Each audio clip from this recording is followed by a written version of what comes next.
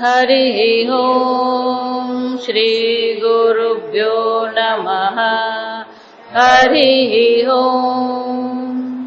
ॐ आप्यायन्तु ममाङ्गानि वाक्प्राणश्चक्षुश्रोत्रमथो बलमिन्द्रियाणि च सर्वाणि सर्वं ब्रह्मोपनिषदम् माहं ब्रह्म निराकुर्याम् मा ब्रह्म निराकरोत् अनिराकरणमस्त्वनिराकरणं मे अस्तु तदात्मनि निरतेय उपनिषत्सु धर्मास्ते मयि सन्तु ॐ शान्ति शान्ति शान्तिः। ॐ सहना भवतु सहनौ भुनक्तु सह वीर्यं करवावहै तेजस्विनावधीतमस्तु मा विद्विषावहै। ॐ शान्ति शान्ति शान्तिः। सदाशिवसमारम्भाम् शङ्कराचार्यमध्यमाम् अस्मदाचार्यपर्यन्ताम् वन्दे गुरुपरम्पराम्। श्रुतिस्मृतिपुराणानाम् आलयं करुणालयं नमामि भगवत्पादम् शङ्करं लोकशङ्करम् शङ्करं शङ्कराचार्यं केशवं बादरायणम् सूत्रभाष्यकृतौ वन्दे भगवन्तौ पुनः पुनः। ईश्वरो गुरुरात्मेति मूर्तिभेदविभागिने व्योमवद्व्याप्तदेहाय दक्षिणामूर्तये नमः। निधये सर्वविद्यानां विशदे भवरोगिणां गुरवे सर्वलोकानां दक्षिणामूर्तये नमः। ॐ नमः प्रणवार्थाय शुद्धज्ञानैकमूर्तये निर्मलाय प्रशान्ताय दक्षिणामूर्तये नमः। न तत्र चक्षुर्गच्छति न वाग्गच्छति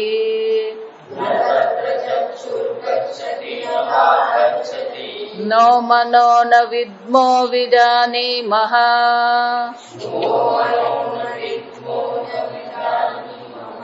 यथैतदत अनुशिष्यात् अन्यदेव तद्विदितादथो अविदितादधि इति शुश्रुमपूर्वेषाम्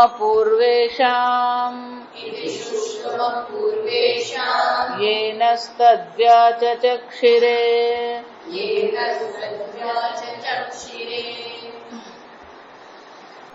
बाह्यः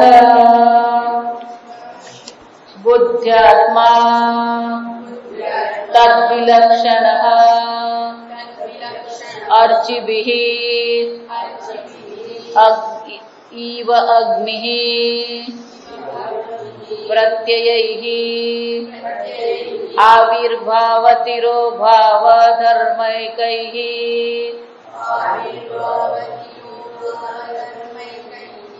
विज्ञान आभासरूपैः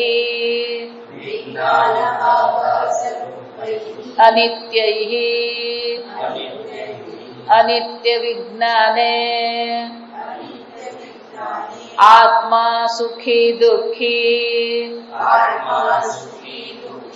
इत्यभ्युपगमत इति अभ्युपगतः लौकिकैः अतः अन्यः વિજ્ઞાન સ્વરૂપાદ આત્મનઃ તત્ર હિ વિજ્ઞાન અપેક્ષા વિપરીત જ્ઞાનત્વં ચોપપદ્યતે ન પુનઃ વિજ્ઞાન નિત્ય વિજ્ઞાને તત્વમસીતિ બોધોપદેશઃ નોપપદ્યતે ઇતિ ચેત આત્માનં એવ અવેદિત ઇત્યેવં આદિના ઇત્યેવમાદિની ચ નિત્ય બોધ આત્મકત્વાદ નહિ આદિત્યઃ અન્યેન પ્રકાશ્યતે અતઃ તદર્થ બોધ ઉપદેશઃ અનર્થકઃ ઇતિ ચેતના લોક અધ્યારોપ અપોહાર્થત્વાत् સર્વાત્મનિઃ નિત્ય વિજ્ઞાને બુદ્ધ્યાદિ અનિત્ય ધર્માઃ લોકૈઃ અધ્યારોપિતાઃ આત્મા અવિવેકતઃ તદ અપોહાર્થઃ બોધોપદેશઃ બોધાત્મનઃ તત્ર ચ બોધ અબોધૌ સમંજસૌ અન્ય નિમિત્તત્વાદ ઉદકઃ ઇવ ઔષ્ણ્યમ અગ્નિ નિમિત્તમ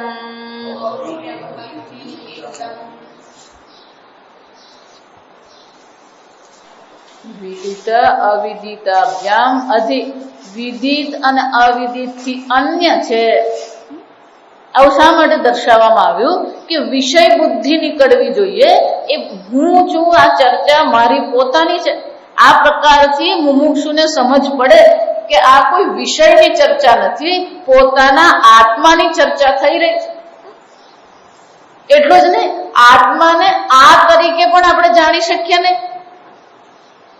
અને એટલા માટે આ વિજ્ઞાન એટલે કે આત્મજ્ઞાનનો ઉપદેશ જે કરવામાં આવી રહ્યો છે એ ખરેખર આત્મા બ્રહ્મ સ્વરૂપ છે એવો નિર્દેશ કરવા માટે નથી. તો કે શાના માટે છે? બાહ્ય બુદ્ધિ આત્મા તદ વિલક્ષણ અર્ચિભિઃ ઇવ અગ્નિઃ. જો વિચાર, ઘણી વાર એવું થાય કે પેલો દેવતાઓ હોય ખરા રાખમાં, આપણને શું લાગે કે અહીંયા ઘડી અગ્નિ નથી. પેલી જ્વાળા ઉઠે તો આપણને એમ થાય કે અગ્નિ છે, જ્વાળા શાંત થઈ ગઈ એટલે આપણે શું માનીએ? અગ્નિ નથી.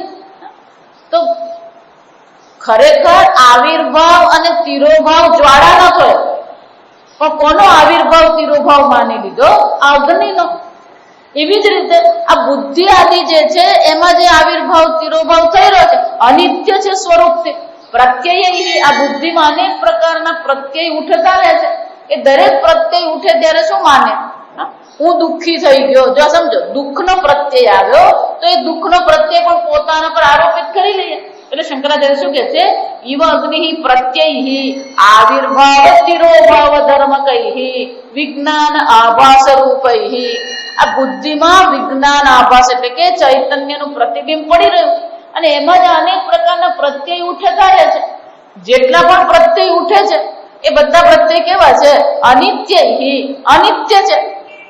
એટલું જ ને, એ અનિત્ય પ્રત્યય જે છે એ અનિત્ય પ્રત્યયને આપણે આત્મા માની લીધો. આત્મા માનીને શું કરીએ છે?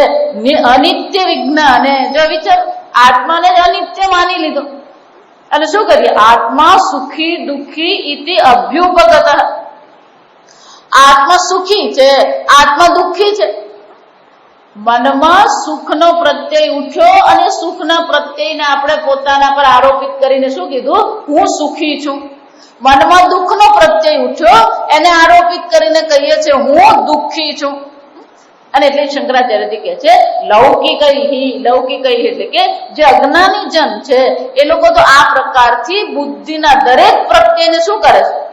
જો વિચારો, હું એન્જિનિયર છું એમ જયારે કહેવામાં આવે તો એ પણ શું છે? બુદ્ધિમાં તમને એન્જિનિયરિંગનું જ્ઞાન છે, તો બુદ્ધિમાં રહેલા એન્જિનિયરિંગના જ્ઞાનનો કોના પર આરોપિત કરી દેવામાં આવે? આત્મા પર, પોતાના પર કરી દીધો. હું એન્જિનિયર છું. જો વિચારી તો આમ જેટલા પણ મનમાં પ્રત્યય ઉઠે છે બધા પ્રત્યયનો લોકો શું કરી રહ્યા છે? આરોપ કરી રહ્યા. જો એટલા માટે વેદાંત તમને સુખી નહીં કરે. વેદાંત તમને એમ કહે છે કે સુખી થવું દુઃખી થવું એ તો સંસારી પણ છે. કેમ? સુખ સ્વરૂપ આત્મા તમે છો. જો વિચારો, કોઈ જો વિચારતું હોય કે હું વેદાંત ભણીને સુખી થઈ જઈશ, સુખી થવાનું જ નથી. આ તો કોના જેવું થયું? ઘડો એવો વિચારતો હોય બસ હવે હું આ બ્રહ્મ જ્ઞાન મેળવીને માટી જેવો બની જઈશ. માટી જેવો બનવાનું છે? માટી વાળો બનવાનું છે? ઘડો માટી છે એમ તમે સુખ સ્વરૂપ છો, પણ શું થાય છે? લૌકિક આ લોકો દ્વારા અજ્ઞાની જન શું કરી રહ્યા છે? અનેક પ્રકારથી પોતાના પર આરોપ કરે જ છે. અને એટલા માટે શું થાય છે? અનિત્ય વિજ્ઞાને આત્મા અભ્યુપગત.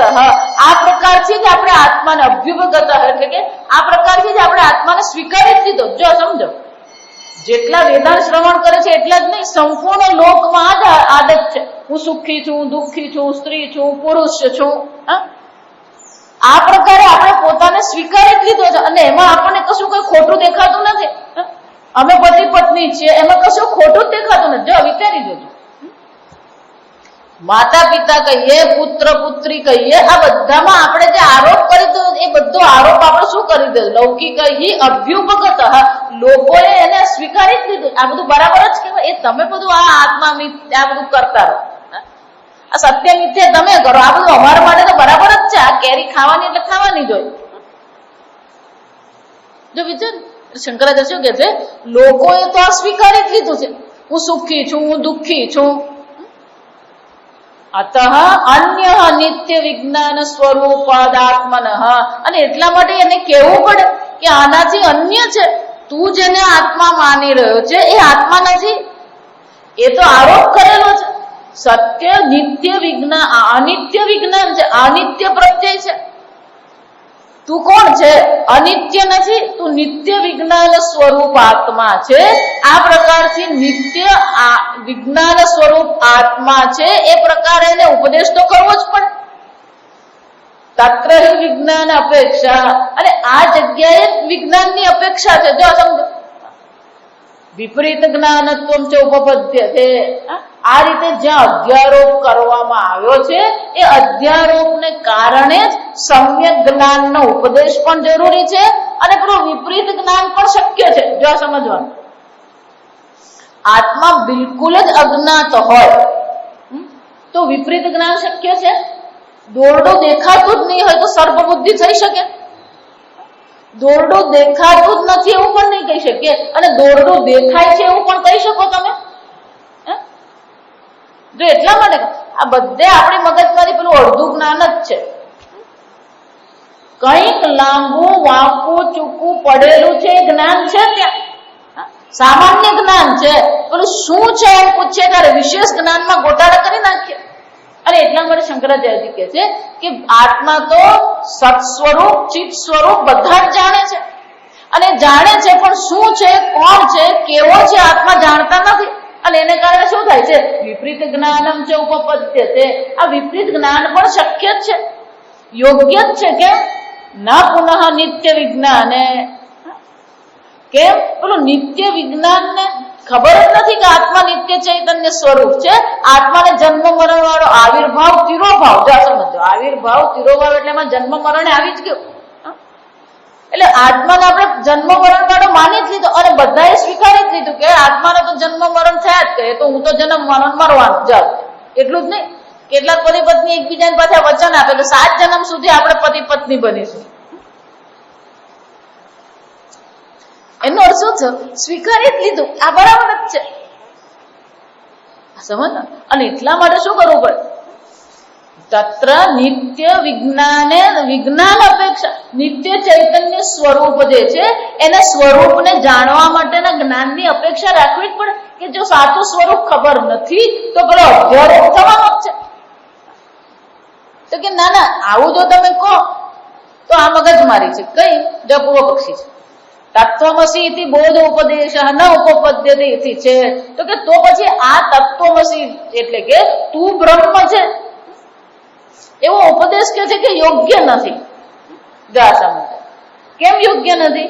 આત્માનમેવ અવેદિત ઇતિ એવમાદિની ચ નિત્ય બોધકાત્મકત્વ. તમે કહો છો આત્મા નિત્ય ચૈતન્ય સ્વરૂપ છે, તો તું બ્રહ્મ છે એવો ઉપદેશ કરવાની પણ શું જરૂર છે? બધાને જ ખબર છે હું ચૈતન્ય સ્વરૂપ આત્મા છું. તું ચૈતન્ય સ્વરૂપ આત્મા છે તો બધાને ખબર જ છે. તો ખબર છે તો પછી ઉપદેશ કરવાની જરૂર છે? જો વિચાર, આ પૂર્વ પક્ષી શાસન, પૂર્વ પક્ષી દ્રષ્ટાંત આપણને આપે છે. કયું દ્રષ્ટાંત? નહીં આદિત્ય અન્યને પ્રકાશ્યતે. આ સૂર્ય બીજા દ્વારા પ્રકાશિત થાય છે નહીં. તદર્થ બોધ ઉપદેશ અનર્થક. જો વિચાર, કોઈ પણ વ્યક્તિને, આ જગતની કોઈ પણ વ્યક્તિને આપણે એમ કહીએ જો આને સૂર્ય કહેવાય, અનર્થક બોધક. આવો બોધ કરવો શું છે? અનર્થક છે. કોઈને કેવું પડે આને સૂર્ય કહેવાય નહીં. તો તમે કહો છો આત્મા નિત્ય ચૈતન્ય સ્વરૂપ, નિત્ય વિજ્ઞાન સ્વરૂપ છે, તો પછી એને વિજ્ઞાન સ્વરૂપ છે તો પછી તું નિત્ય વિજ્ઞાન છે એવો ઉપદેશ કરવો તો તમારો નકામો થઈ ગયો. જો વિચાર, આ સૂર્ય છે એવું કોઈને ઉપદેશ કરવો પડે નહીં. એ રીતે જો તમારો નિત્ય વિજ્ઞાન સ્વરૂપ આત્મા છે તો પછી એનો ઉપદેશ કરવાની જરૂર જ નથી. આ તમે ઉપદેશ કરો જ છો, શું કામ બંધ કરીને ચાલતી પકડો? શંકરાચાર્યજી કહે છે આ ઉપદેશ એટલા માટે કરવો પડે લોક અધ્યારોપ અપોહાર્થત્વાત.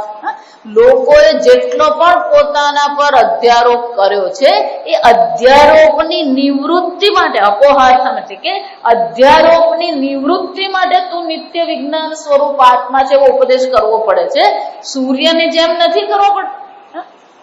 જો સમજ, સૂર્ય પર જો આપણે અધ્યારોપ કરેલો હોય તો પછી એને પણ ઉપદેશ કરવો પડે.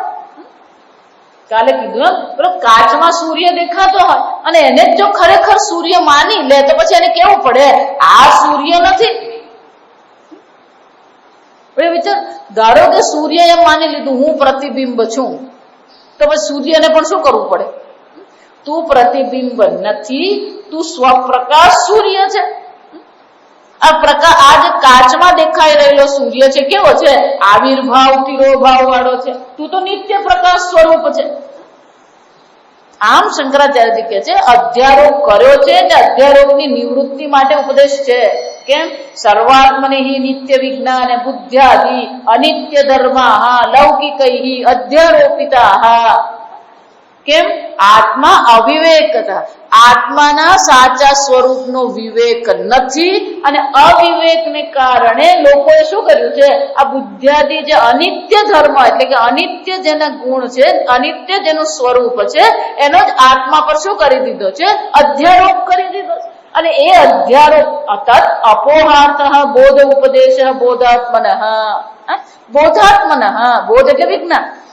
આ વિજ્ઞાન સ્વરૂપ આત્માનો ઉપદેશ શાના માટે કરવામાં આવે? તું નિત્ય વિજ્ઞાન સ્વરૂપ આત્મા છે એટલા માટે નહીં, પણ આ જેટલા પણ અધ્યારોપ કરવામાં આવ્યા છે અધ્યારોપની નિવૃત્તિ માટે ઉપદેશ કરવામાં આવે છે. અને જ્યાં સુધી અધ્યારોપની નિવૃત્તિ નહીં થાય ત્યાં સુધી ઉપદેશ પણ શું કરવું પડે?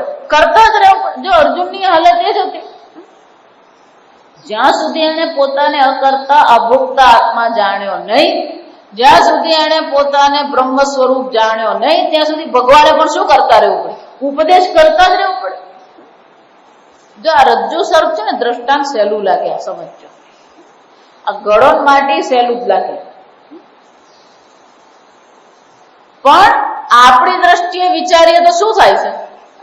દોરડા પર તો એક જ સર્પનો અધ્યારોપ છે, એટલે બહુ મોટી વસ્તુ નથી. પણ આપણી તકલીફ શું છે? એક જ અધ્યારોપ છે. જો સમજો, હું દેહ છું, આ એક અધ્યારોપ. જો સમજો, એક હું સ્થૂળ દેહ છું, આ એક અધ્યારોપ છે. પણ એક અધ્યારોપ અહીંયા પૂરો થઈ જાય છે ને? પછી હું લાંબો છું, હું ટૂંકો છું, હું કાળો છું, હું ગોરો છું, સ્ત્રી છું, પુરુષ છું, જાડો છું, પતલો છું, મારા વાળ સફેદ છે. સફેદ હોય કે કાળા શું ફરક પડે? તોય પેલો દુઃખી જ થતો હોય. જ્યાં દુઃખી થાય એનો અર્થ શું થયો? સફેદ વાળથી દુઃખી થાય છે એનો અર્થ શું થયો? એને માની લીધું આ વાળ કોના છે? વાળ શરીરના છે. કોના માને? પોતાને માનીને દુઃખી થાય. એટલે જ પેલું ગોદરેજ કંપની ચાલે. આ સમજવા, આ બધી કંપની ચાલે કોને કારણે ચાલે છે? અમારી આઈબ્રો આવી છે, મારા વાળ આવા છે, મારી ચામડી આવી છે, 5 દિવસમાં ગોરા થઈ જવાનું ને. આ બધી રામાયણ કોનાથી શરૂ થાય? હું દેહ છું, પછી હું ગોરો છું, હું કાળો છું. ના ના, હું તો બ્લેક બ્યુટી છું. જો આ બધું ખબર નથી તમને, આ કોસ્મેટિક જગતમાં જાવ તો ખબર પડે. અનેક પ્રકાર. એ જ રીતે પ્રાણની દ્રષ્ટિએ વિચારીએ તો પણ શું છે? હું પ્રાણ છું, અને ત્યાર પછી બધું ઘણું બધું છે. મારો શ્વાસ બરાબર ચાલતો નથી, મને ભૂખ લાગી, મને તરસ લાગી. એ જ રીતે હું મન છું કીધા પછી તો અનંત છે. જો સમજો, હું મન છું કીધા પછી તો એકવાર હું મન છું એવું કહ્યું પછી તો શું થાય છે? અધ્યારોપ અનંત છે. કારણ કે દરેક પ્રત્યયનો શું કરતા રહીએ છીએ આપણે? જેટલા પણ મનમાં પ્રત્યય ઉઠ્યા બધા પ્રત્યયનો શું કરતા રહીએ? અધ્યારોપ કરતા જ રહીએ. બુદ્ધિની દ્રષ્ટિએ અધ્યારોપ કરીએ, અજ્ઞાનની દ્રષ્ટિએ અધ્યારોપ કરીએ જ છે. આ અનેક પ્રકારના અધ્યારોપ છે, અને દરેક અધ્યારોપની શું કરવી પડે? નિવૃત્તિ કરવી પડે. એક સર્પની નિવૃત્તિ દોરડાના જ્ઞાનથી થઈ ગઈ, પણ હું નિત્ય ચૈતન્ય સ્વરૂપ આત્મા કરવા માત્રથી આ એક અધ્યારોપની તત્કાળ નિવૃત્તિ થતી નથી. અન્નમાત્મેતિ વ્યજાનાત, આ અન્નમય આત્મા છે એવું તું જાણ. પછી કે નહીં નહીં, અન્યોંતરાત્મા પ્રાણમય, આનાથી પણ એક સૂક્ષ્મ પર અધિષ્ઠાન સ્વરૂપ પ્રાણ આત્મા છે. અન્યોંતરાત્મા મનોમય, અંદર બીજો એક આત્મા છે જે મનોમય છે. આમ શું કરવું પડે? એક એક પગથિયા સોપાનથી ચાલવું પડે. અન્યોંતરાત્મા વિજ્ઞાનમય, નહીં નહીં, આ વિજ્ઞાનમય આત્મા છે. અહીંયા પૂરું થયું કે નહીં? અન્યોંતરાત્મા આનંદમય, હું આનંદમય છું કે નહીં? બ્રહ્મપુચ્છમ પ્રતિષ્ઠા. સમજો, સત્યમ જ્ઞાનમ અનંતમ બ્રહ્મથી શરૂ કર્યું, બ્રહ્મપુચ્છમ પ્રતિષ્ઠા. આ સમજો. એટલે શરૂ બ્રહ્મથી કરું, પહોંચવાનું ક્યાં છે? બ્રહ્મ જ પહોંચવાનું. એટલે પૂજ્ય સ્વામીજી અમને હંમેશા કહેતા કે પહેલે દિવસે, ભલે 3 વર્ષનો કોર્સ છે, પહેલે દિવસે હું તમને એમ જ કહું છું કે તમે બ્રહ્મ છો, અને છેલ્લે દિવસે એમ જ કહેવાનો છું, અને એટલા માટે તમે સચ્ચિદાનંદ બ્રહ્મ છો. અને વચ્ચે પણ શું કરવાનું છે? સ્વામીજી કે 3 વર્ષ પછી નહીં સમજ્યું તો પછી શું કરવાનું છે? શ્રુત્વાપીના વેદ તસ્ત, કેટલાક નંગ તો એવા આવવાના છે કે સાંભળ્યા પછી એને જ્ઞાન થવાનું જ નથી.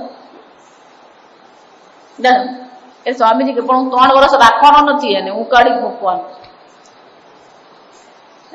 આ પેલું આઈઆઈટી જેવું છે. આઈઆઈટી ને બધા આપણે આઈઆઈટી એમ માનીએ ને, આ વસ્તુ આઈઆઈટીમાં જવાય નહીં. જો સમજો, આઈઆઈટી નો એક કડક નિયમ એવો છે કે તમે નાપાસ થયા એટલે બાદ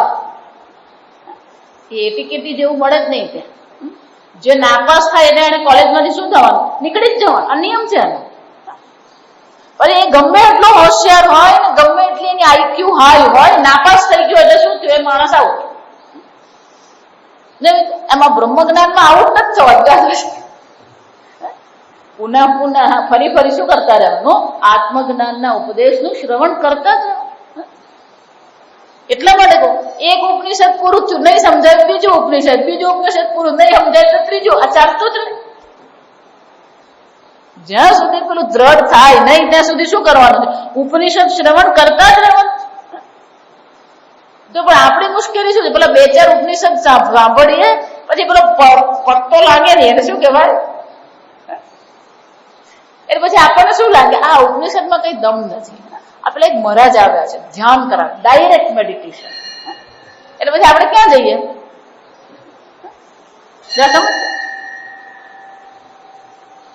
મને તરતા આવડ્યું નહીં તો મારે શું કરવાનું? તરવાનું જો સમજો. મને સાયકલ ચલાવતા હું શીખું 8 દિવસ થયા પણ હજી પણ બેલેન્સ રહેતું નથી તો મારે શું કરવાનું? સ્કૂટર ચલાવવાનું. કરવાનું શું છે? સાયકલ જ ચલાવવાની. જો સમજો, આ ઉપનિષદ સાંભળ્યા પછી જ્ઞાન નથી થયું તો ધ્યાન કરવા બેસવાનું નથી. પેલો પ્રાણાયામમાં જાય, યોગાસનમાં જાય, જો આ બધું ક્યાંક ક્યાંક આપણું મન ભટકી જાય. પછી એ જ પાછું ઉપનિષદ લઈને બેસવાનું. એટલા માટે આ ચિંતન મનન છે. જે સાંભળ્યું છે એને જ પાછું શું કરવાનું? પેલી ગાય બેસીને જેમ વાગોડે એમ જે સાંભળ્યું છે એનું સતત શું કરતા રહીએ? ચિંતન કરીએ. મચ્ચિત્તા મદ્ગત પ્રાણા બોધયંત કથયંતશ્ચ મામ નિત્યમ. સમજ, બીજે જવાનું જ નથી. તરવા માટે તરતા જ રહેવું પડે. સાયકલ ચલાવતા શીખવું હોય તો સાયકલ ચલાવવી જ પડે. એમ બ્રહ્મ જ્ઞાન મેળવવું તો શું કરવાનું? આત્માવારે શ્રોતવ્ય. શ્રવણ એકમાત્ર પ્રમાણ છે, બીજે ક્યાંય જવાનું જ નથી. અધ્યારોપ અનેક છે એટલે વાર તો લાગવાની છે, પણ દોરડા સર્પ જેવું છે જ નહીં. જન્મ જન્મથી અનેક પ્રકારના અધ્યારોપ, અનેક પ્રકારના સંસ્કાર આપણે લઈને આવ્યા જ છે. એક એકને પકડીને શું કરવાનું? અધ્યારોપ કરના અધ્યારોપની નિવૃત્તિ કરતા જ રહેવાનું છે. સતત એના પર આપણી બુદ્ધિ જોઈએ. એટલા માટે જ્યાં આપણી બુદ્ધિ અનાત્મામાં ગઈ તત્કાળ આપણે સાવધાન થઈને કે નહીં આ બરાબર નથી. જા વિચાર. સતત આપણે પોતાની બુદ્ધિને ચકાસતા રહીએ કે આ બુદ્ધિ ક્યાં જાય છે. પોતાના વિશેનો તમારો અભિપ્રાય કેવો છે? એ અભિપ્રાય બદલાયો કે નહીં? જેટલો પણ તમારા વિશેનો અભિપ્રાય છે બધો અધ્યારોપ છે. જેટલો પણ અભિપ્રાય છે બધા શું છે? અધ્યારોપ જ છે. હું જ્ઞાની છું અધ્યારોપ નહીં, બધું જ અધ્યારોપ છે. તો એક એક અધ્યારોપ શું થતો જોઈએ? છૂટવો જોઈએ. અને એટલા માટે સતત આ બોધનો ઉપદેશ કરીને સાંભળી શું કરવાનું છે? આ જેટલા પણ લૌકિક અધ્યારોપ છે એ અધ્યારોપની નિવૃત્તિ માટે જ આ ઉપદેશ કરવામાં આવે છે. આ બ્રહ્મ તું છે એ કહેવા માટે નથી. એક એક અધ્યારોપની નિવૃત્તિ કરવા. જો એટલા માટે તમે જો બધા શબ્દો નેગેટિવ છે, નકારાત્મક શબ્દો છે. નિર્વિકારી, અજહ, જન્મરહિત, અમર, એ બધા અથી શરૂ થયા. સમજો કેમ? આ બધા શબ્દો શું કરી રહ્યા છે? દરેક શબ્દ જુદા જુદા પ્રકારના અધ્યારોપની નિવૃત્તિ કરે. હું જન્મવાળો માનીએ છે તો શું કહેવું પડે? અજહ. જો સમજો, પોતાને વિકારી મન માની રહ્યા છે. તું કોણ છે? નિર્વિકારી ચૈતન્ય છે. પોતાને વિનાશી માની રહ્યા છે. અવિનાશી તું તદ્વિધિ, અવિનાશી છે તું. આમ સતત જે બધા આપણે વાપરીએ શબ્દો કયા છે? નકારાત્મક. અજર, અમર, અવિનાશી, અવિકારી. અવિકાર્યો યમુચ્યતે. આને અવિકારી આત્મા કહેવામાં આવે. આમ ખરેખર વેદાંતમાં શું કરવામાં આવી રહ્યું? જે પણ કઈ આત્માનો ઉપદેશ ખરેખર કરવામાં આવ્યો એમાં પણ નિર્દેશ આ બ્રહ્મ છે એવો નિર્દેશ નથી કર્યો. દરેક શબ્દ શું કરે છે? એક એક અધ્યારોપની નિવૃત્તિ કરવા માટે. આ બ્રહ્મ એવો ઉપદેશ કરવાનો નથી. આ તું નથી એમ જ એને સમજાવવાનું. અને એક વાર સમજાઈ ગયું, સ્વયં પ્રકાશતે આત્મા. આદિત્ય જ્ઞાનમ પ્રકાશયતિ તત્પર. એક વાર અજ્ઞાનની નિવૃત્તિ થઈ, અધ્યારોપની નિવૃત્તિ થઈ, પછી એમ કેવું નહીં પડે તું બ્રહ્મ છે. અને એટલે શંકરાચાર્યજી કહે છે જેટલા પણ અધ્યારોપ, એટલા માટે બુદ્ધ્યાદિ આત્માના અધ્યારોપિતા. અધ્યારોપિતા એટલે બહુવચન છે. અનેક પ્રકારના અધ્યારોપ છે. દરેક અધ્યારોપની જ્યાં સુધી નિવૃત્તિ થાય ને ત્યાં સુધી શાસ્ત્ર શ્રવણ કરતા જ રહેવું પડે. જો એટલા માટે ભક્તિ હોય કે યોગ હોય કે ધ્યાન હોય, તકલીફ આપણી એ છે કે આ બધા પણ પાછા અધ્યારોપ જ બની જતા. પહેલા પોતાને સંસારી માનતો હતો, ભગવાનની ભક્તિ કરવા માંડી, હું ભક્ત છું. જા વિચાર. તો આત્મા પર શું કરવામાં આવે? અધ્યારોપ જ કરી દીધું. હું યોગાસન કરું છું. હું કોણ છું? હું તો યોગા ટીચર છું. જા સમજ. તો એક અધ્યારોપમાંથી શું કરવામાં આવે? પેલો બીજો અધ્યારોપમાં ગયો. હું યોગા ટીચર છું. તો અધ્યારોપની નિવૃત્તિ થઈ કે ઉમેરો થયો? આ વેદાંત ભણીને પણ અધ્યારોપ થાય. કયો? હું વેદાંતી છું. જા. આ તકલીફ જ છે કે જન્મો જન્મથી આદત પડી ગઈ છે અધ્યારોપ કરવાની. આપણને આદત પડી ગઈ છે. આ અધ્યારોપની નિવૃત્તિ કરવા માટે વેદાંત છે, પણ એ જ વેદાંત શું બની જાય છે આપણા માટે? અધ્યારોપનું કારણ બની જાય. જો આને અમેરિકાની ભાષામાં catch-22 કહેવાય. પકડવા જાય પણ છટકી જ જાય. એમ આપણો અધ્યારોપની નિવૃત્તિ કરવાને બદલે શું થઈ જાય? અધ્યારોપ જ થઈ જાય પાછો. અને એટલા માટે શંકરાચાર્યજી કહે છે આ શાસ્ત્ર ઉપદેશ છે, બોધ ઉપદેશ. આ વિજ્ઞાન સ્વરૂપ આત્માનો જે બોધ છે, બોધ શાના માટે છે? અપોહાર્થ, નિવૃત્તિ માટે જ છે. તત્ર એનો શું થયો? અને એટલા માટે બોધ અબોધ સમંજસો. આ બોધ અને અબોધ, જ્ઞાન અને અજ્ઞાન બંને યોગ્ય જ છે. સમંજસો એટલે કે યોગ્ય જ છે, તર્કબદ્ધ જ છે. કે અધ્યારોપિત કરે એનો શું થયો? અજ્ઞાન છે. જો અજ્ઞાન ન હોય તો અધ્યારોપ થાય નહીં. જો સમજો, અજ્ઞાન વગર અધ્યારોપ થાય જ નહીં. અને જો અજ્ઞાન છે તો અજ્ઞાનની નિવૃત્તિ માટે જ્ઞાનની જરૂર છે. એટલે શંકરાચાર્યજી કહે છે ઉપદેશની પણ આવશ્યકતા છે, જ્ઞાનની પણ આવશ્યકતા છે, અને અજ્ઞાન છે એ પણ કેવું છે? તર્કબદ્ધ જ છે. કારણ કે આપણે જોઈએ જ છે અધ્યારોપ થયેલા છે, એમાં કોઈને શીખવવું પડતું નથી. અને એટલે કે છે જ્ઞાન અજ્ઞાન બંને યોગ્ય જ છે. અન્ય નિમિત્તત્વાદ ઉદક ઇવ ઉષ્ણમ અગ્નિ નિમિત્તમ. પણ આપણે સમજવાનું શું છે? જો કાયમ કહું છે ઉદક ઇવ ઔષ્ણ્યમ. આ ઉદક એટલે કે આ પાણીની જે ઉષ્ણતા આપણને દેખાઈ રહી છે, એ પાણીની જે ઉષ્ણતા છે એ કોના નિમિત્તથી છે? અગ્નિના નિમિત્તથી છે. એ જ રીતે આ દેહ ચેતન દેખાઈ રહ્યો છે, મન ચેતન દેખાઈ રહ્યું છે, બુદ્ધિમાં ચૈતન્યનો આવિર્ભાવ તિરોભાવ દેખાઈ રહ્યો છે. એ બુદ્ધિનું પોતાનું સ્વરૂપ નથી, એ નિત્ય વિજ્ઞાન સ્વરૂપ આત્માના નિમિત્તથી આ બધું ચેતન દેખાઈ રહ્યું છે. રાત્રિ અહની, જો સમજો શંકરાચાર્ય બહુ સુંદર ચર્ચા કરી. અહીં પાઠ નથી કર્યો આપણને, આ પાઠ કરીએ. રાત્રિ અહની ઇવ આદિત્ય નિમિત્તે લોકે નિત્ય ઔષ્ણ્ય પ્રકાશૌ અગ્નાદિત્યો અન્યત્ર ભાવ અભાવયો નિમિત્તત્વાદ અનિત્ય અનિત્યો ઇવ ઉપચર્યેતે દગ્ષ્યતિ અગ્નિઃ પ્રકાશયિષ્યતિ સવિતા ઇતિ તદ્વત એવં ચ સુખ દુઃખ બંધન મોક્ષાદિ અધ્યારોપો લોકસ્ય તદપેક્ષ્ય તત્વમસી આત્માનમ એવ અવેદિત ઇતિ આત્મા અવબોધ ઉપદેશેન શ્રુતયઃ કેવલમ અધ્યારોપ અપોહાર્થઃ યથા સવિતા અસૌ પ્રકાશયતિ આત્માનમ ઇતિ તદ્વત બોધ અબોધ કર્તૃત્વં ચ નિત્ય બોધાત્મની તસ્માદ અન્યત અવિદિતાદ અધિશબ્દઃ ચ अन्यार्थे यद्वा यद्हि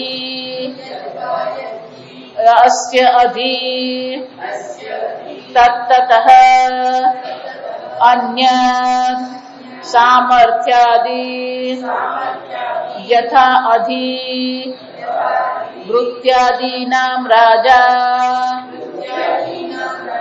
अव्यक्तमेव अविदितम् ततः अन्यद् इत्यर्थः विदितम् अविदितं च व्यक्त अव्यक्ते कार्यकारणत्वेन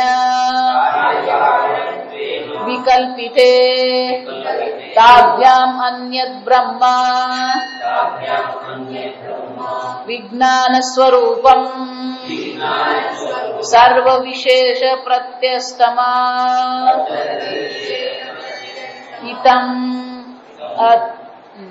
इति प्रत्यस्तमितम् इति अयं समुदायार्थः अतः एव आत्मत्वात् न हेयः उपादेयः वा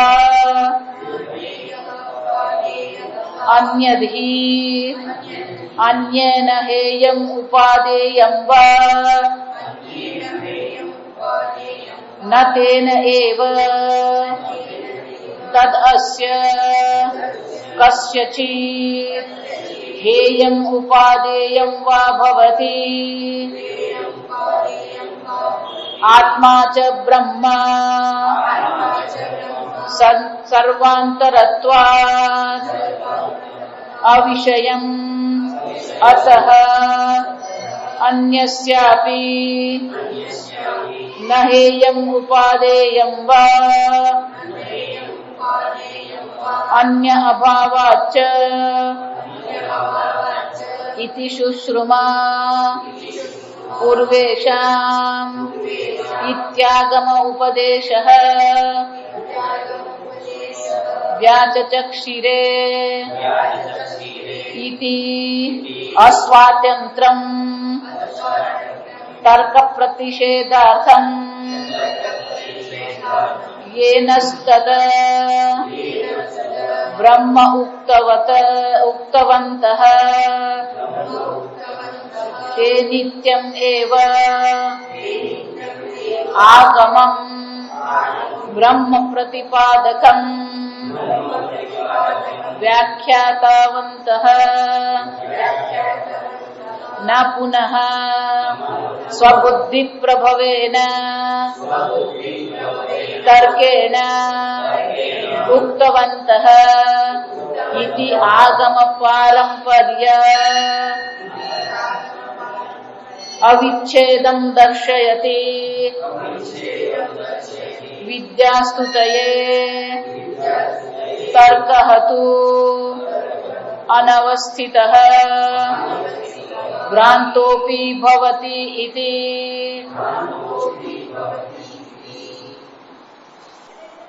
આગળ કે છે રાત્રિ અહની ઇવ આદિત્ય નિમિત્તે લોકે જો વિચાર પાણીમાં દઝાડવાપણું જે છે ગરમપણું છે કોના નિમિત્તથી છે? અગ્નિના નિમિત્તથી. એ જ રીતે રાત્રિ અને દિવસ પણ કોના નિમિત્તથી થઈ રહ્યો છે? સૂર્યના નિમિત્તથી છે. અને એટલા માટે લોકો શું કરે? લોક એ નિત્ય ઔષ્ણ પ્રકાશવ અજ્ઞાદિત્ર તો લોકો શું કરી રહ્યા છે? આ સમજો. આદિત્ય તો સ્વપ્રકાશ છે, સૂર્યમાં રાત્રિ અને દિવસ છે. અને સૂર્ય ક્યારે રાત્રિ અને દિવસ કરવા વાળો છે? અગ્નિ અન્યત્ર આદિત્યો અન્યત્ર ભાવ અભાવયો. રાત્રિ અને દિવસનો આરોપ કોના પર કરીએ? સૂર્ય પર કરીએ. સૂર્યમાં અભાવ અને ભાવ છે. જો રાત્રિ એટલે અભાવ કહેવાય, દિવસ એટલે ભાવ કહેવાય, પણ એનો કોઈ ભાવ અભાવ છે ખરો? અગ્નિ દઝાડે છે, તો અગ્નિ દજાડે છે એમ જયારે આપણે કહીએ તો દહન ક્રિયા અગ્નિ કરે છે. તો પાણીમાં જે દહન ક્રિયા છે એ પાણીથી છે ને, એ સ્વરૂપ કોનું છે? અગ્નિનું સ્વરૂપ છે. એમ પ્રકાશ થવો એ સૂર્યનું સ્વરૂપ છે. પણ એનો પણ પાછો આપણે શું કરતા રહીએ છીએ? આવિર્ભાવ તિરોભાવ. એ થયું ન થયું. જો એટલા માટે બે મિત્રો બેઠા બેઠા વાતો કરતા હતા. પેલું વેકેશન એટલે બેઠા બેઠા કરવાનું શું, એ બે જણા વાતો કરતા હતા. એટલે પછી એકે પ્રશ્ન કર્યો કે સૂર્ય વધારે કામનો કે ચંદ્ર વધારે કામનો? એટલે પેલો બીજો કે ચંદ્ર વધારે કામનો. એટલે કેમ? કે દિવસના સૂર્યની શું જરૂર? રાત્રે ચંદ્ર હોય તો પ્રકાશ થાય ને. પણ દિવસ કોને કારણે દિવસ છે? સૂર્યને કારણે. પણ છતાં પણ આપણે સૂર્યમાં શાનો નિમિત્ત કરીએ? દિવસ અને રાતનો અધ્યારોપ કરીએ આપણે. એટલે શું કે છે? ભાવ અભાવયો નિમિત્તત્વાદ અનિત્ય ઈવ ઉપચર્ય તે. બોલો, પાણીમાં અગ્નિ ગરમી આવી અને ગરમી નીકળી ગઈ તો એને આપણે શું માની લીધું? અનિત્ય છે. કેમ? એનો ભાવ થયો, અભાવ થયો. એમ સૂર્યને રાત્રિ અને દિવસ જોયું આપણે, એટલે ભાવ અને અભાવને આપણે ઉપચરીએ એટલે કે આવો ઉપચાર કરીએ ખરા, પણ જાણીએ તો છે કે ઉષ્ણતા કોને કારણે છે? અગ્નિને કારણે છે. આ દિવસ રાત ભલે હોય પણ સૂર્ય તો કેવો છે? સ્વપ્રકાશ છે. સૂર્યમાં કોઈ રાત્રિ કે દિવસ છે જ નહીં. ભાવ અભાવ સૂર્યમાં નથી. પાણીની દ્રષ્ટિએ ઉષ્ણતાનો ભાવ અને અભાવ છે. જો સમજો, પાણીની દ્રષ્ટિએ દહન ક્રિયાનો ભાવ અભાવ છે, પણ અગ્નિની દ્રષ્ટિએ નથી. પૃથ્વીની દ્રષ્ટિએ દિવસ રાત છે, પણ સૂર્યની દ્રષ્ટિએ નથી. તો આરોપ આપણે કોના પર કરી દઈએ છીએ? અગ્નિ અને સૂર્ય પર કરીએ છીએ આપણે. એટલે શંકરાચાર્યજી કહે છે ધક્ષ્યતિ અગ્નિ પ્રકાશિષ્યતિ સ્વવિતા ઇતિ તદ્વત. આ અગ્નિ તને દજાડશે, આ સૂર્ય તને પ્રકાશિત કરશે. પણ કે આવું કર્તૃત્વ છે ખરું? આગળ આપણે જોઈએ કે ધારો કે પેલી પાણીથી આપણે દાજ્યા હોય એટલે આપણે એમ કહીએ આ કોને દજાડ્યું? તો અગ્નિએ શું કહેવું પડે? મેં દજાડ્યો તને. પણ તે મને કેમ દજાડ્યો? હું કોઈને દજાડતો નથી. જા સંવાદ યાદ રાખવાનો. પણ અત્યારે તો તે કીધું કે તે દજાડ્યો. તો મેં કીધું બરાબર જ છે ને, પણ તું કહે છે કે હું દજાડતો નથી. તો હું કોઈની પાછળ દોડીને દજાડવા જતો નથી. તું તારી આંગળી મારી પાસે લાવ્યો અને શું થયું? એનો શું થયું? દહન ક્રિયા ને માટે નિમિત્ત અગ્નિ છે, પણ દહન ક્રિયાનું કર્તૃત્વ અગ્નિમાં છે. પ્રકાશનું નિમિત્ત સૂર્ય છે, પણ પ્રકાશિત કરવાનું કર્તૃત્વ છે. અગ્નિ ક્યારે એવું કહી શકશે હું તને દજાડીશ? સૂર્ય એવું કહે છે હું તને પ્રકાશિત કરીશ? જરૂર નથી. જો સમજો, દહન ક્રિયા માટે દહન ક્રિયા અગ્નિને કારણે છે ખરું, પણ એનું કર્તૃત્વ અગ્નિમાં નથી. કેમ? એનું સ્વરૂપ છે. ઉષ્ણતા એનું સ્વરૂપ છે, પ્રકાશ સૂર્યનું સ્વરૂપ છે. એમાં આપણે કેવું પડે ને અગ્નિ દજાડ છે, આવું કેવું પડે? અગ્નિ દજાડ છે એવું કેવું પડે? સૂર્ય પ્રકાશિત કરશે એવું કેવું પડે? સૂર્ય હોય એટલે પ્રકાશિત થવાનું છે, કરશે એવું કહેવાની જરૂર નથી. જો સમજો, એ જ રીતે એવમ ચ સુખ દુઃખ બંધ મોક્ષાદિ અધ્યારોપ લોકસ્ય. આ લોકોમાં આ પ્રકારથી જેમ સૂર્યમાં દિવસ રાતનો, અગ્નિમાં દહન ક્રિયાનો અધ્યારોપ કરવામાં આવી રહ્યો છે, એ જ રીતે લોકો પોતાના પર શાનો અધ્યારોપ કરી રહ્યા છે? સુખ દુઃખનો, બંધન અને મોક્ષનો અધ્યારોપ કરી રહ્યા છે.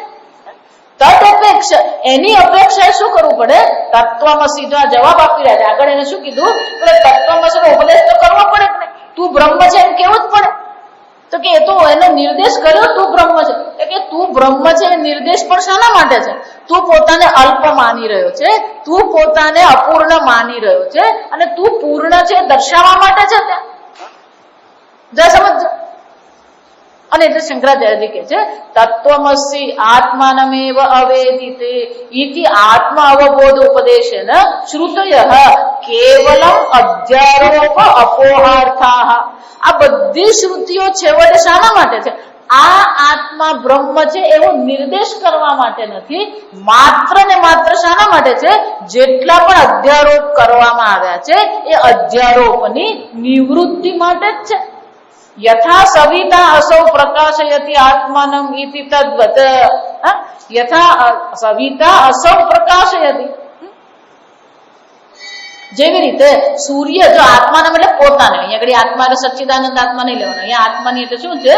આત્માનમ એટલે કે સૂર્ય સ્વયં જ પ્રકાશિત થઈ રહ્યો છે. એ જ રીતે આત્મા પણ ચૈતન્ય સ્વરૂપ અભિવ્યક્ત થઈ જ રહ્યો છે. એટલા માટે તમે નિત્ય ચૈતન્ય સ્વરૂપ આત્મા છો એ હકીકતને ખરેખર તો કોઈ ઢાંકી શકે એમ છે જ નહીં, અને છતાં પણ શું થયું? આપણે એમાં પડેલા જ છે. જો વિચારજો, આને જ મોટા મોટો વિરોધાભાસ કહેવાય કે તમે નિત્ય ચૈતન્ય સ્વરૂપ આત્મા છો, કોઈ તમારી હત્યા કરી શકે એમ નથી, અને છતાં આ જગતમાં મોટા મોટો ભય કયો છે? સંપ્રાપ્તે સન્નિહિતે કાલે. જો આ મૃત્યુનો ભય આખી દુનિયાને છે. વિચારી દો. એમ શંકરાચાર્યજી કે છે યથા સવિતા અસૌ આ સૂર્ય છે, સર્વને પ્રકાશિત કરે છે, પોતાને પણ પ્રકાશિત કરી રહ્યો. આવું કેવું પડે આપણે કોઈને? નહીં. તદ્વત બોધ અબોધ કર્તૃત્વમ છે. બોધ એટલે કે જ્ઞાન થવું, અને અજ્ઞાન હોવું. આ કર્તૃત્વ આત્મામાં છે ખરું? નિત્ય બોધાત્મની. આમ આપણે આત્મા પર પણ શું કરીએ છીએ? હું જ્ઞાની છું, હું અજ્ઞાની છું, હું જાણું છું, હું જાણતો નથી. આ અધ્યારોપ આપણે કરતા જ રહીએ છીએ. અને આ બધા અધ્યારોપ જે છે, આ પોતાના વિશેના જેટલા પણ અધ્યારોપ છે, જો સમજો. હવે શંકરાચાર્યજી અહીંયા ઘડી આ ત્રીજા મંત્રના અર્થનો ઉપસંહાર કરે છે. અત્યાર સુધી તર્કથી આપણે સમજાવ, આ સુંદર રીતે આપણે 5-10 મિનિટ વધારે આપજો એટલે આપણો ત્રીજો મંત્ર અહીંયા પૂરો થાય. બહુ સુંદર રીતે ઉપસંહાર કરે છે. એનો અર્થ શું થયો? આ વિદિત એટલે કે આ આત્મા છે એ પ્રકારે એને વિદિત કરવાનો નથી, જણાવવાનો નથી, વિષય બનાવવાનો નથી. જેને પણ તમે વિષય બનાવીને આત્મા પર અધ્યારોપ કરી રહ્યા છો એ સર્વથી આત્મા કેવો છે? તસ્માત અન્ય વિદિતા અવિદિતાદ અધિ. આમ વિદિત થી પણ અન્ય છે, અને અવિદિત થી પણ શું છે? અન્ય છે. વિદિત થી અન્ય છે એ કેવી રીતે જણાવ્યું? પેલા અધ્યારોપની નિવૃત્તિ કરી. હવે શું કે છે? તસ્માત અન્ય અવિદિતા. પણ કે હું જાણતો નથી, તો કે તું આત્માને જાણતો નથી એવું જો તું માનતો હોય તો એનાથી પણ આત્મા તો કોણ છે? અન્ય છે.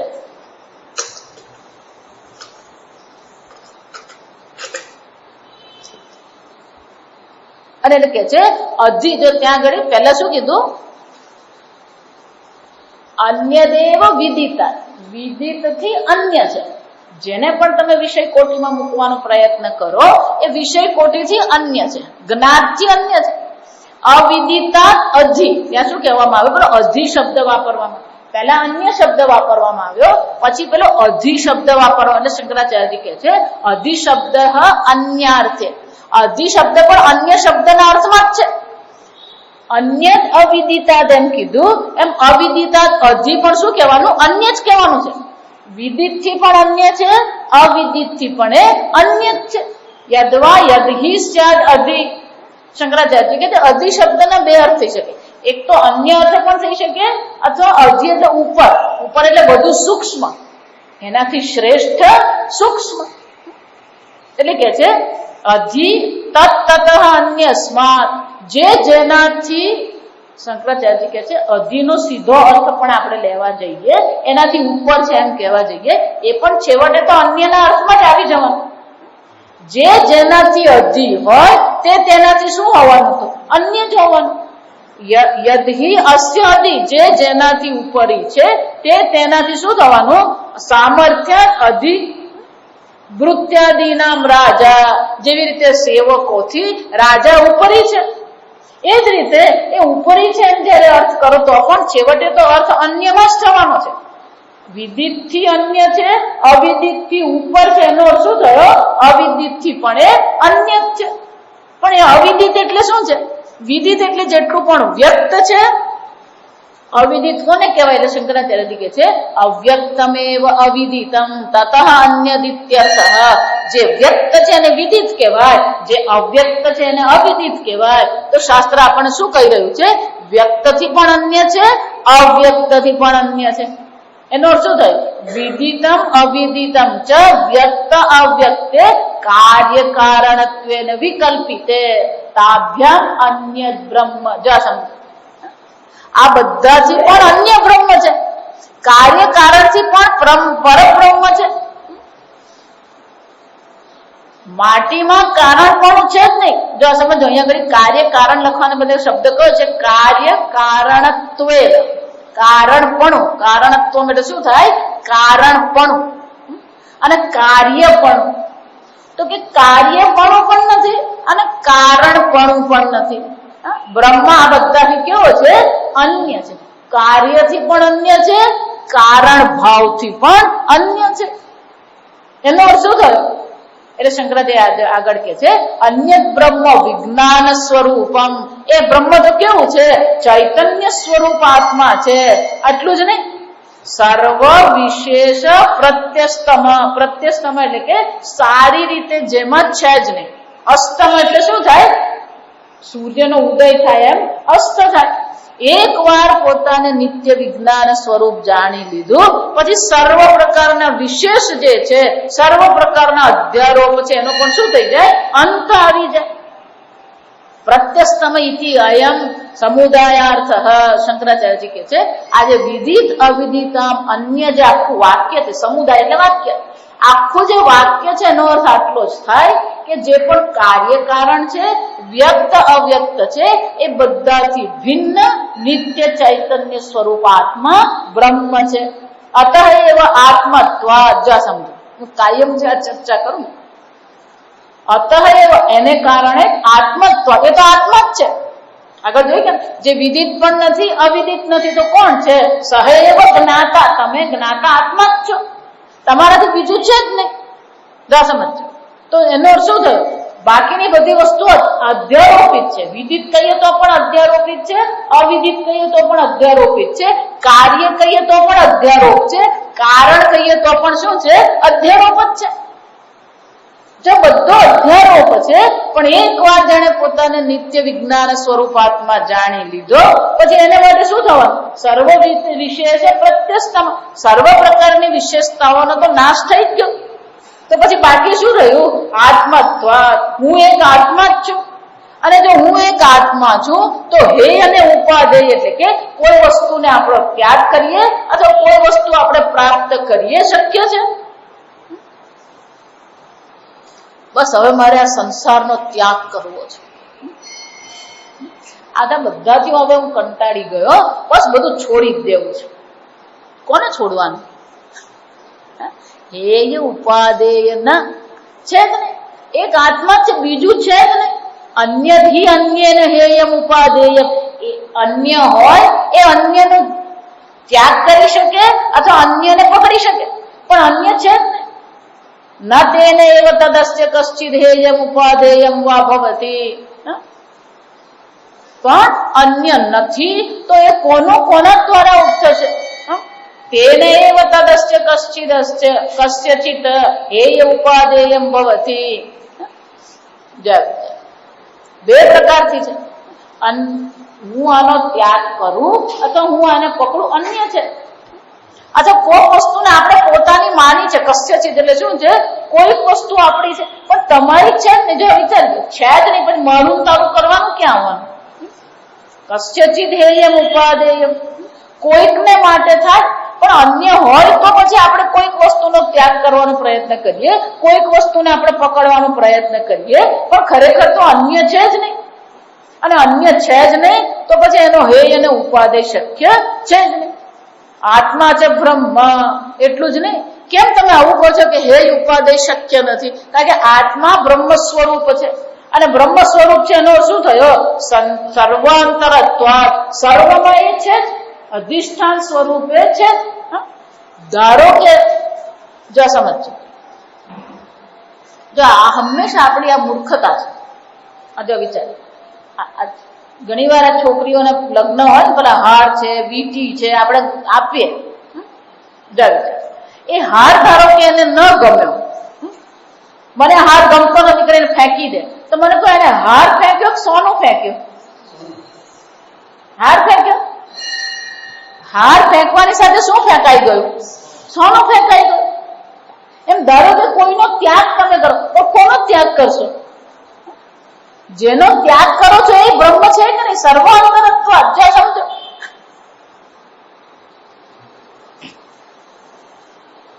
આ ગુલાબનો મેં ત્યાગ કર્યો અને આ ગુલાબનો મેં દ્વેષ કર્યો, પણ આ પણ શું છે? સર્વાંતરત્વ. શત્રુ મિત્રે પુત્રે બંધુ. કોણ શત્રુ? કોણ શત્રુનું અધિષ્ઠાન પણ એ જ બ્રહ્મ છે, મિત્રનું અધિષ્ઠાન પણ એ જ બ્રહ્મ છે. જો સમજો, એનો અર્થ શું થયો? શંકરાચાર્ય બહુ સરસ કહે છે, આત્મા ચ બ્રહ્મ સર્વાંતરત્વ, સર્વના અધિષ્ઠાન સ્વરૂપે છે જ. મયા તતમિદમ સર્વમ જગદવ્યક્ત મૂર્તિના, હું આ સંપૂર્ણ જગતમાં વ્યાપ્ત જ છું.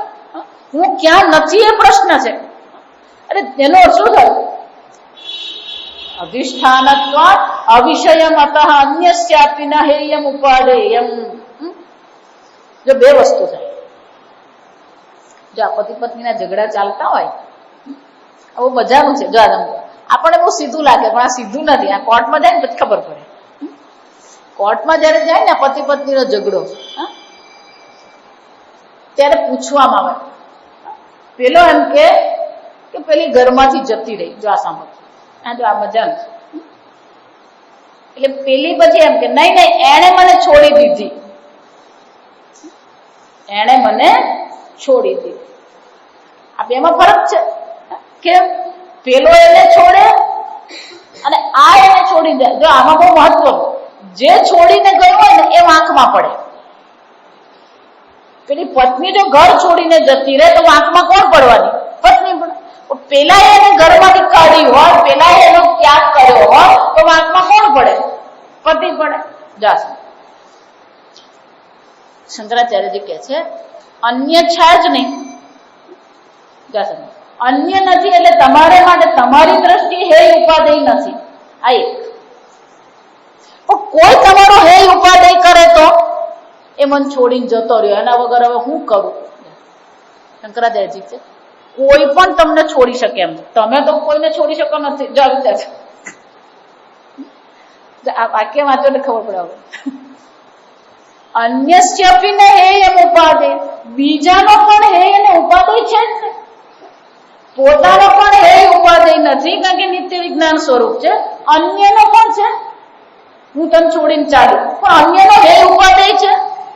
જેને તમે હેય ઉપાદેય કરો એ પણ કોણ છે? આત્મા જ છે. જેનો ત્યાગ કર્યો એ પણ આત્મા છે, જેને સ્વીકાર્યો એ પણ કોણ છે? આત્મા જ છે. પોતાનો પણ હેય ઉપાદેય શક્ય નથી, કારણ કે નિત્ય વિજ્ઞાન સ્વરૂપ છે. બીજાનો પણ હેય અને ઉપાદેય છે. જો એટલા માટે આપણી આખી જિંદગી આ બીજાના હેય ઉપાદેયમાં જ જાય. પણ એવું કેમ નથી? અન્ય અભાવ, બીજું છે જ નહીં. પહેલા તું બીજું પુરવાર કરજો. એટલા માટે ગૌડપાદાચાર્યજી સીધું જ કહી દીધું, સંસારો યદિ વિદ્યેત નિવર્તયેત ન સંશય. તું પેલા સંસાર છે એવું પુરવાર કરી આપ ને પછી હું એનો નિવૃત્તિ કરી આપ. જો મીરાબાઈ પણ ગુરુ પાસે શાના માટે ગયા? મોક્ષ માટે ગયા. આ ભવસાગર ગુરુજી પાર કરવો છે, પણ ગુરુજી એવો ઉપદેશ કર્યો તો શું થયું? ભવસાગર સબ સુખ ગયા હે, ફિકર નહીં મોહે ચરણ કી. એનો અર્થ શું થાય? કોનાથી મોક્ષ ઈચ્છો છો? મોક્ષ મેળવવાનો છે. અન્ય અભાવ છે જ નહીં. અન્ય તમને કોણ બંધન કરે? કોનાથી તમે બંધાયા? છે જ નહીં. અને કોનાથી તમારે છૂટવું છે? સમજો. એટલા માટે બંધન પણ અધ્યારોપ છે, મોક્ષ પણ શું છે? અધ્યારોપ જ છે. અન્ય અભાવ બાંધવા વાળું કોઈ છે જ નહીં. અન્ય હોય તો તમને બંધન હોય. એટલે શંકરાચાર્યજી કહે છે અન્ય અભાવ. આ બધું તમે આવું ગોળ ગોળ કામ બોલ બોલ કરો? ઇતિ શુશ્રુમાં પૂર્વે અમે પણ આવું જ સાંભળેલું છે. ઇતિ એવ આગમ ઉપદેશ. આ આગમ આપણને ઉપદેશ કરીને શું કે છે? અમે પણ આ પ્રકારથી જ શ્રવણ કરેલું અને એ જ પ્રકારથી અમે પણ તમને વ્યાચચક્ષિરે એ જ પ્રકારથી અમે તમને ઉપદેશ કરી રહ્યા છે. જા સમજ. જો અહીંયા ઘડી હવે આ શરૂ થાય, વિચારી જુઓ. આ આધુનિક જેટલા સંપ્રદાય છે ને, અહીંયા આચાર્ય શું કે છે? અમે આ પ્રકારથી ઉપદેશનો શ્રવણ કર્યું હતું અને એ જ પ્રકારે અમે તમને આ પ્રકારે ઉપદેશ કરી રહ્યા છે. એનો અર્થ શું થાય? શંકરાચાર્યજી કે છે અસ્વાતંત્રમ. અસ્વાતંત્રમ એનો અર્થ શું થાય? કોઈ પોતાની રીતે આત્માને જાણી શકે પણ નહીં અને કોઈ પોતાની નવી પ્રક્રિયા દ્વારા આત્મજ્ઞાનનો ઉપદેશ કરી શકે છે. જા સમજ. ઉપદેશની આ જ પ્રક્રિયા છે. તમે જો માનતા હોય નહીં અમારા ગુરુજી છે, એ ગુરુજી હવે જો સમજો. અને પણ લોકો આ બધી વસ્તુમાં જ પડે. એને કરોડે આપી દે ને 25 એકર જમીને આપી દે અને તમારા મારા જેવા માંગવા જાય ને તો કોઈ પૂછે નહીં. જો સમજો, પાણી પીવડાવીને રવાના કરી દે.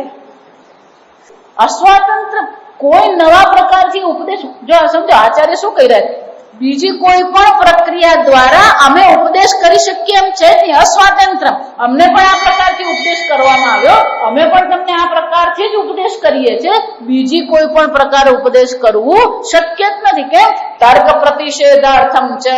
અને કોઈ અહીંયા તર્ક લાગી શકે જ નહીં. જો વિચારો, હે અને ઉપાદેય હોય, કારણ અને કાર્ય હોય, તો પછી પેલું તર્ક લાગી શકે. કોઈ પણ પ્રકારનો તર્ક કરવાની જરૂર છે જ નહીં. येनस्तद्लोभो ब्रह्म उक्तवन्तः नित्यमेव आगमम.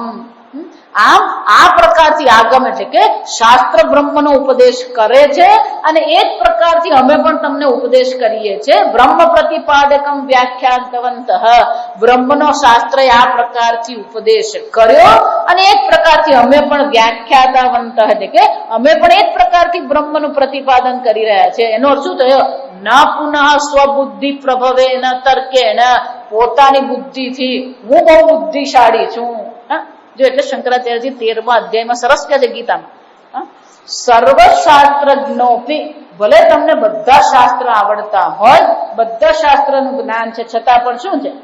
સ્વાતંત્ર્યેણ બ્રહ્મ જ્ઞાન અન્વેષણમ ન પૂજ્ય. જ્યાં બ્રહ્મ જ્ઞાનની ચર્ચા આવી, સ્વતંત્રપણે કોઈ એનું અન્વેષણ કરી શકે પણ નહીં અને સ્વતંત્રપણે એ જાણી શકે પણ નહીં. એટલે શંકરાચાર્યજી કહે છે સ્વબુદ્ધિ પ્રભવેન તર્કેણ ઉક્તવંતઃ ઇતિ ન પુનઃ. જો સમજો, પોતાની બુદ્ધિના પ્રભાવથી તર્કથી અમે આ બ્રહ્મ જ્ઞાનનો ઉપદેશ કરતા નથી. પારંપર્ય અવિચ્છેદ દર્શયતી. આ પ્રકારથી ફક્ત શાસ્ત્રની પરંપરા છે એમ નહીં, ઉપદેશની પણ શું છે? પરંપરા. વંદે ગુરુ પરંપરા. આ ઉપદેશની પણ પરંપરા છે. શંકરાચાર્યજી કહે છે ઇતિ શુશ્રમ પૂર્વેશમ યેનસ્તદ વ્યાચચક્ષિરે દ્વારા આપણને કહેવામાં આવી રહ્યું છે કે આ પ્રકારથી પરંપરા પણ કેવી છે? અવિચ્છેદ છે. આગળ કહી ગઈ એમ કે આપણે અહીંયા આગળ ભણી રહ્યા છે. 1000 વર્ષ પહેલા પણ જયારે ઉપનિષદ ભણવામાં આવ્યું ત્યારે પણ શું ભણવામાં આવ્યું? અમને આ પ્રકારથી જ ઉપદેશ કરવામાં આવ્યો. એના પહેલા પણ ભણાવવામાં આવ્યું ત્યારે પણ શું કહેવામાં આવ્યું? અમને પણ આ પ્રકારથી જ ઉપદેશ કરવામાં આવ્યો. એનો શું થયો? શંકરાચાર્યજી કહે છે પારંપર્ય અવિચ્છેદ વિચ્છેદમ દર્શયતી. આ પરંપરાનો અવિચ્છેદ છે, દર્શાવે છે આપણને. વિદ્યા સ્તુતયે. આ પ્રકારથી બ્રહ્મ જ્ઞાનને અહીંયા આગળ સ્તુતિ કરવામાં આવી. એટલું જ નહીં, તર્ક હતું અનવસ્થિત ભ્રાંતોપી ભવતી. આ તર્કની કોઈ અવસ્થા નથી. જો સમજો, એટલે કઠોપનિષદમાં પણ કીધું ને તર્કેણ મતિ આપનીય. આ મતિ એટલે કે આ બ્રહ્મ જ્ઞાન તર્કથી પ્રાપ્ત થાય એમ છે જ નહીં. સાધન પંચકમમાં પણ આપણે જોઈ ગયા, શ્રુતિમાં તો તર્કોનું સંધિયતા. શ્રુતિને અનુસાર તર્કનું અનુસરણ કરવું જોઈએ. દુષ્તર્કાત સુવિરમ્યતા. શ્રુતિથી વિરોધ જેટલા પણ તર્ક હોય એમાં આપણી બુદ્ધિને શું કરી દેવાની? સુવિરમ્યતમ. સારી રીતે આપણી બુદ્ધિને ત્યાં અટકાવી દેવાની છે. અને એટલે શંકરાચાર્યજી કહે છે અવિચ્છેદ પરંપરા આના દ્વારા આપણે જાણી શકીએ છીએ એટલું જ નહીં, કોઈ પણ પ્રકારે તર્કને આપણે મધ્યમાં લાવવાની જરૂર નથી. તર્ક આપણને તર્કની કોઈ અવસ્થા એટલે કે તર્કનો કોઈ નિર્ણય નથી. જો એટલા માટે આ બાળ જો સમજો, તમારે ક્યારેય મારી સાથે તર્ક કરો ને તો કરી જોજો, કોઈ પણ વિષય પર તમે જે તર્ક આપો ને બરાબર એનો વિરોધી હું તર્ક તમને આપીશ. તર્કની કોઈ અવસ્થા જ નથી, કોઈ નિર્ણય પર નહીં આવી શકો. અવસ્થા એટલે શું થાય? તર્ક દ્વારા તમે કોઈ નિર્ણય પર આવી શકો નહીં. એટલું જ નહીં, એ તર્ક તમને શું કરશે? ભ્રાંતોપી ભવતી, એ તર્ક તમને આત્મજ્ઞાનથી દૂર લઈ જશે, ભ્રાંતિ તરફ લઈ જશે. તો તર્ક તમારી ભ્રાંતિને વધારશે, તમારા અધ્યારોપને વધારશે, અધ્યારોપની નિવૃત્તિ કરી શકે નહીં. અને એટલે શંકરાચાર્યજી કહે છે આ વાક્ય દ્વારા આપણને સ્વતંત્રપણે કોઈ પોતાની બુદ્ધિથી જાણી શકે નહીં, ઉપદેશ નવી કોઈ પ્રક્રિયાથી ઉપદેશ કરી શકે નહીં. એટલું જ નહીં, આ પરંપરા પણ કેવી છે? અવિચ્છેદ પરંપરા છે. એ દર્શાવવા માટે જ અહીંયા આગળ કહેવામાં આવ્યું તિશુશ્રુમ પૂર્વેશામ યેનસ્તદ વ્યાચ ચક્ષિરે. આ ત્રીજા મંત્રનું વાક્ય ભાષ્ય પૂરું થયું.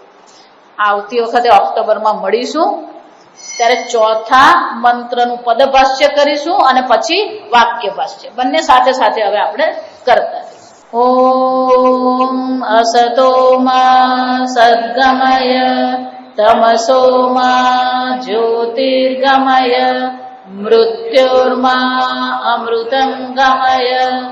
ઓમ પૂર્ણમદ પૂર્ણમિદં પૂર્ણાત પૂર્ણમુદચ્યતે પૂર્ણસ્ય પૂર્ણમાદાય પૂર્ણમેવાવશિષ્યતે.